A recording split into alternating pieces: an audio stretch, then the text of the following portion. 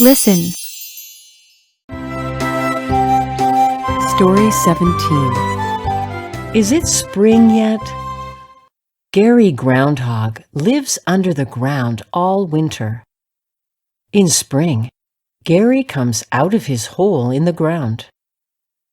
Some people think he knows if winter is over. If he sees his shadow on the ground, that means winter is not over yet. If he does not see his shadow, that means winter is over. Gary is happy when he does not see his shadow. Is it spring yet? Read aloud.